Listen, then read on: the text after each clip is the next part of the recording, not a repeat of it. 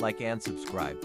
මම දුම්රිය ස්ථානාධිපති සංගමේ සභාපති සුමේන්ද්‍ර සෝමරත්න අද දිනේදී විශේෂ මාධ්‍ය හමුවක් යනවන්න තීරණය කළේ දුම්රිය ස්ථානාධිපතිවරුන්ට බලපාන්නා වූ සේවා ගැටලු දීර්ඝ කාලයක් තිස්සේ ඇදිලා තියෙනවා. වසර ගණනාවක ගොනු වෙච්ච ගැටලු විසඳීමට පැවති රජයන් කිසිදු සාධනීය මැදිහත් වීමක් කළේ නැහැ. දිනාගත්ත හැම දෙයක්ම අපිට වැඩ වචන තුලින් දිනා ගන්න සිද්ධ වෙලා තිබුණේ. මේ රජයපත් වුණාමත් පැවතිච්ච මුල්ම අවස්ථාවේදී යම් කිසි සාධනීය කාලයක් ලබා දෙන්න කියන ඉල්ලීම තුල අපි රැඳී හිටියා. මේ වන විට මැතිවරණ 3ක් අවසන් වෙලා දීර්ඝ කාලයක් ගත වෙලා අපේ ගැටලු විසඳන්න දෙපාර්තමේන්තු මට්ටමින් අමාත්‍යාංශ මට්ටමින් විධිමත් විදිහට පෙළඹවීමක් නොතිබීම පිළිබඳව අපි කනගාටු වෙනවා. අතිගරු ජනාධිපතිතුමාන් පැහැදිලිව උද්දේශ සමිතිවලට කිසිදු ඉල්ලීමක් ඉල්ලන්න එපා කිව්වට රජයට බරක් නොවන සේවා අවශ්‍යතාවය මත අපේ උසස් වීම බඳවා ගැනීම ක්‍රමවේද යථාවත් කරන්න රාජ්‍ය සේවාවේ යාන්ත්‍රණය නියමාකාරයෙන් ක්‍රියාත්මක කරන්න අවශ්‍ය තීන්දුව తీරණක් ගන්නේ නැත්නම් අපිට අකමැත්තෙන් උනත් වැඩ වචනයකට යන්න සිද්ධ වෙනවා කියන අනුතුරු ඇකීම තමයි මේ කරන්න අපි පෙළඹිලා තියෙන්නේ. ඒකට හේතු කාරණා වෙලා තියෙනවා. දෙපාර්තමේන්තු මට්ටමින් අවශ්‍ය නිර්දේශය යැවීමේ ප්‍රමාද සම්යම්තාක් දුරකට තියෙනවා. ඒ හා සමගම අපි එකඟ නොවන කරුණු වලට අනුමැතිය දෙන්නටත් සාධනීය අපිට ලැබිය යුතු වරප්‍රසාද සහ බදවා ගැනීමේ පටිපාටියේ උසස් වීම ක්‍රමවේදයේ නිසි යථාවත් කිරීම කිසිදු ආකාරයෙන් අවශ්‍ය වෙලාවට සිද්ධ වෙන්නේ නැහැ. මේ පිළිබඳ බරපතල ගැටලු තියෙනවා. ඒ වගේම අපේ දිය යුතු දිය හැකි පුහුණුවීම් තියෙනවා. විශේෂ ව්‍යාපෘති තියෙනවා. කලින් කලට ප්‍රවේශ පත්‍ර සඳහා ආපු ක්‍රමවේද, sannivedana ආපු ක්‍රමවේද. හැබැයි මේ වගේ විදේශ පුහුණුවීම් අපිට අකපැයි.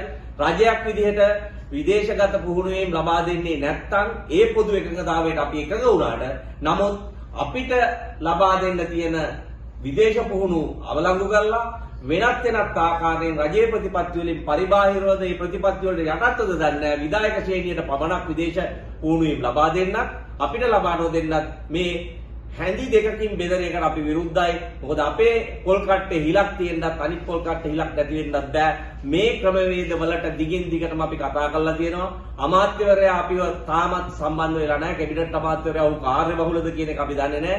පත්වීමෙන් පසු කිසිදු ශ්‍රේණිගත උද්දේශ සමිතියක් විදිහට අපිත් එක්ක සාකච්ඡාවක් කිල්ලලා තිබිලත් ලබා දීලා නැහැ. නියෝජ්‍ය අමාත්‍යවරයා යම් මැදිහත් වීම කරනවා. හැබැයි ඒවා සාධනීයව ඉටු වෙන්නේ නැහැ. ඉතින් මේ කාරණා තවදුරටත් තියෙනවා නම් අපේ එළඹෙන පැය 24 තුල හෝ ඔබට ෂණික වෘත්තීය ක්‍රියාමාර්ගයකට යන බව අපි තීන්දුව කරනවා. ඒක දැනුම් දෙනවා. මහ ජනතාවට වෙන අපහසුතාවයට අපි හරි කනගාටු වෙනවා. මොකද ජනතාවගේ පැත්තෙන් ගත්තත් දුම්රිය සේවය යථාවත් වෙලා නැහැ.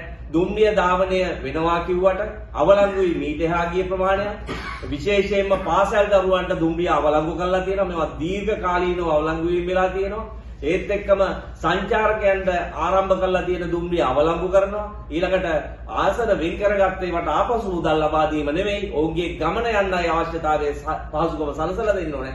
මේවැනි හැම පැත්තෙම මේ කඩාවැටීම තුල අපි බලාපොරොත්තු වෙන්නේ මේක යථාවත් කරන්න ඇයි මැදිහත් වෙන්නේ නැත්තේ? දුම්රිය සාමාන්‍ය අධිකාරිවරයා උත්සාහ ගත්තත් අනිත් කොටස් ඉන්නේ අනිත් අතට නම් මොකද්ද මේකට වෙනස? ශ්‍රේණිගත වෘත්තීය සමිතියක් විදිහට අපි අනතුරු අඟවනවා. කරන්න දෙයක් නැහැ. මේකේ අවසාන විසඳුම හැමදාම අපිට දෙන ක්‍රමවේදයේ මේ රජයේ උත් වෙන්නේ ඒ ආකාරයෙන් නම් වැඩ වර්ජණයෙන් පසු නම් අපේ ඉල්ලීම් ඉටු වෙන්නේ මෙවැනි රජයකින් අපි ඒක බලාපොරොත්තු වෙන්නේ නැහැ. නමුත් අපේ අයිතීන් වෙනුවෙන් අපි අපේ පියවර ඉදිරි දින තුලදී අද හෝ වෙන්න පුළුවන්, හෙට වෙන්න පුළුවන් ෂණික වැඩ වර්ජණයකට අපි යනවා කියන අනතුරු ඇගීම මේ මොහොතේදී ප්‍රකාශ කරනවා.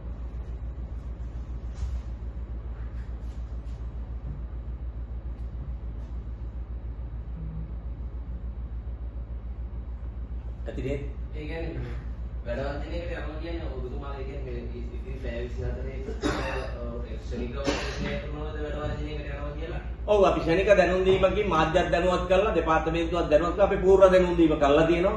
අපි සංකේත වැඩවර්ධනයකට යන්න බලාපොරොත්තු වෙන්නේ. සංකේත වැඩවර්ධනය ආරම්භ වෙන මොහොත අපි පැය කිහිපයක් තුල දැනුම් දෙනවා. ඒක අද දිනේ වෙන්න පුළුවන්, හෙට දිනේ වෙන්න පුළුවන්. අපි විධායක කමිටුව සමාජිකයත් එක්ක තීන්දුව කරන මොහොතක ඒක ක්‍රියාත්මක කරනවා. ඉල්ලීම් තියෙන්නේ අපේ බඳවා ගැනීමේ පටිපාටිය රාජ්‍ය සේවා කමිෂන් සභාව සඳහා අනුමත කරලා දීම වසර ගණනාවක් තිස්සේ පරක් වෙලා තියෙනවා. ඊළඟට දුම්රිය ස්ථානාධිපතිවරුන්ගේ උසස් වීම ලබා දීම අපිට එක ආකාරයකින් වෙනස් විදියකටත් අනිකුත් ශ්‍රේණීට වෙනස් විදියකටත් ලබා දීමට විරෝධය පළ කරලා තියෙනවා.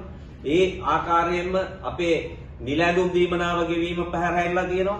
විදේශ පුහුණුවීම් සහ දේශීය පුහුණුවීම් පිළිබඳව කිසිදු සාධනීය විසඳුමක් අපිට ලබා දෙන්නේ නැහැ. අපිට පුහුණුවීම් කරලා දෙන්න මුදල් නැති වුණාට අනිකුත් ශ්‍රේණීන් වලට ඒ අවශ්‍ය මුදල් තියෙනවා. මේ දෙපාර්තමේන්තුව අමාත්‍යාංශයේ සලකන්නේ දෙආකාරයකට කියන එක පිළිබඳව අපිට ප්‍රශ්නයක් තියෙනවා. ඊළඟට දුම්රිය ස්ථානවල යටිතල පහසුකම් වැඩි දියුණු කරන්නේ නැහැ. දුම්රිය ස්ථානාධිපතිවරුන්ට සහ මගීන්ට අවශ්‍ය පහසුකම් සලසා දෙන්නත් කිසිදු පැහැදිලි සාධනීය ක්‍රමවේද ගන්නවා කිව්වට අරගෙන නැහැ. මේ ක්ෂණික මේ වැඩවර්ධනයකට ඔබතුමා යන්න හදනවා. දැන් මගේ එතකොට අවස්ථාවේ පෞද්ගලික කාලෙම මේ වාදයෙන් වුණා. මේක බැරිද මේ රජයත් එක්ක රජය දැන් නම්ශීලී ඉන්නෝ සාකච්ඡා කරලා මේ විසඳුම් ගන්න බැරි වේද? ඉතින් රජයත් එක්ක කියන්නේ ප්‍රධානම ගණන් දීමේ නිලධාරී අමාත්‍යාංශ ලේකම්වරයා ඔහුත් එක්ක සාකච්ඡා කරලා තියෙනවා. ඔහු මේක දැනුවත් වෙලා තියෙනවා. නමුත් විසඳුන්නේ නැහැ. කැබිනට් අමාත්‍යවරයාගෙන් සාකච්ඡා ඉල්ලලා තිබුණානේ. නියෝජ්‍ය අමාත්‍යවරයා විතරයි අපිව හමු වෙන්නේ. මම හිතන්නේ කැබිනට්ටුවට වගේ කියන්නේ කැබිනට් අමාත්‍යවරයා. ඉතින් කැබිනට් අමාත්‍යවරයා අපිට සාකච්ඡාවක් නොදෙන්නේ කාගෙන් හෝ බලපෑමකටද? මොකද අපි ශ්‍රේණිගත වෘත්තීය සමිතියක්, කිසිදු දේශපාලන අරමුණක් අපේ නැහැ. ශ්‍රේණිගත වෘත්තීය සමිතියක් කියන්නේ පවතින රජයේ අනපනත් වලට යටත්ව මගියාට සේවය සපයමින් අපි මේ සේවාව ගෙනියන්න බොහෝ දායකත්වයක් දෙනවා. අපි නම්‍යශීලී කොටසක්. නමුත් ඒකට අවස්ථාවක් ලැබෙන්නේ නැහැ. අතිසි වැඩවර්ධනයේ ජනතාව පස්තාවට පත් වුණා. වගකීම ඔබතුමාලා බාර ගන්නවද? වගකීම අපි නෙමේ දෙපාර්තමේන්තුවයි බාර ගන්න ඕනේ. මොකද අපි දැනුම් දීම කළා තියෙනවා. දෙපාර්තමේන්තු ප්‍රධානීන් අමාත්‍යාංශයේ මීට වැඩිය මගී ජනතාව ගැන බලන්න ඕනේ අපිට වැඩිය. අපි වෙන විකල්ප නැත්තම් වෘත්තීය සමිතියක අයිතිය තමයි වැඩවර්ධනේ. ඒ වැඩවර්ධනේ වෙනුවෙන් යනවා. මගීන්ට සිදුවෙන අපහසුතාවය පිළිබඳ අපි කනගාටු වෙනවා.